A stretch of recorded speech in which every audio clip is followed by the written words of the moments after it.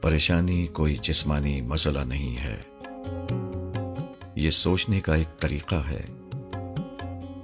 اگر آپ فکری طور پر بیدار انسان ہیں اور اپنی سوچ کے انداز کو بدلنے کے قابل ہیں تو بے چینی کوئی مسئلہ نہیں ہوگی۔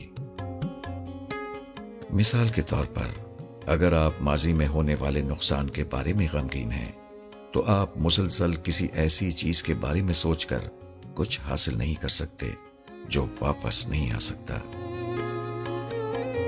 اپنے دماغ کو پرسکون کرنے کا سب سے آسان طریقہ یہ ہے کہ آپ اس حقیقت کو قبول کریں کہ آپ نے جو کھویا ہے وہ ناقابل تلافی ہے،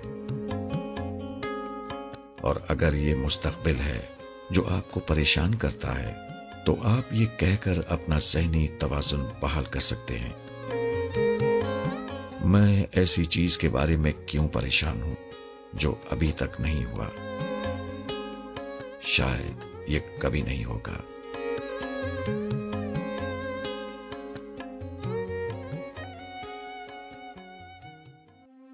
کسی کو کامیابی ملی ہے تو آپ کو کیوں دکھ ہو رہا ہے؟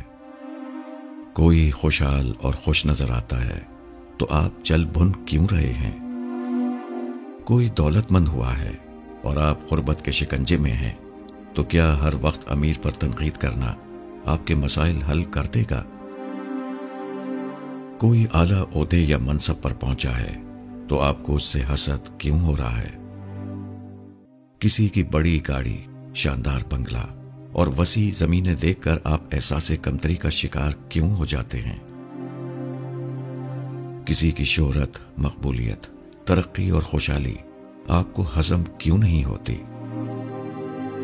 کیا ہر کامیاب شخص کے کام میں نقص نکال کر آپ اپنی زندگی بہتر بنا سکتے ہیں؟ کسی کو اپنے فن میں مہارت اور کمال حاصل کرتا دیکھ کر آپ کا دل تنگ کیوں ہو جاتا ہے؟ کسی کی عزت افزائی دیکھ کر آپ کو اس کی توہین اور تذلیل کرنے کا خیال کیوں آتا ہے؟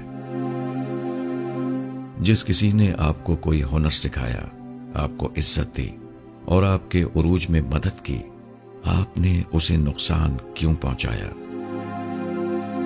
جس کسی نے آپ کے مشکل وقت میں ساتھ دیا، آپ نے اسی کے ساتھ بے وفائی کیوں کی؟ کیا آپ نے کبھی سوچا کہ ان رویوں کا نقصان سب سے زیادہ آپ ہی کو ہو رہا ہے؟ خود کو حسد، نفرت اور منفی سوچ سے آزاد کریں اور دوسروں کی کامیابیوں کو خوش دلی سے قبول کرتے ہوئے اپنی بہتری پر توجہ دیں۔